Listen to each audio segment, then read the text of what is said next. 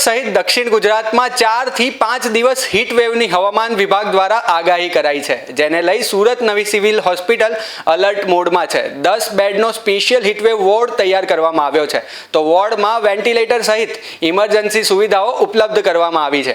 OPD અને ઇમરજન્સીમાં 15 થી વધુ કુલર મુકાયા છે અને ડોક્ટર તેમજ નર્સિંગ સ્ટાફને સનસ્ટ્રોક માટે ખાસ ટ્રેનિંગ અપાઈ છે। સિવિલના ડોક્ટર દ્વારા બપોરે 12 થી 3 નો ગો ઝોન જાહેર કરાયો છે અને બાળકો તથા વૃદ્ધોને ખાસ સાવચેતી રાખવાની સૂચના અપાઈ છે। બહાર જવું પડે તેમ હોય તો ટોપી કે છત્રી અને પાણી રાખવાનું જરૂરી કહેવામાં આવ્યું છે।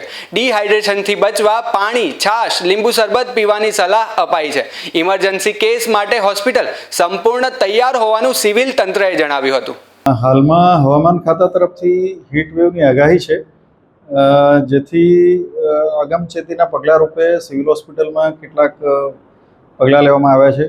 ડૉક્ટર અને નર્સિંગ સ્ટાફોની હીટ વેવના પેશન્ટ આવે તો કઈ રીતે એને સંભાળવું કે કેર કરવી તે અંગેની ટ્રેનિંગ આપવામાં આવી હતી।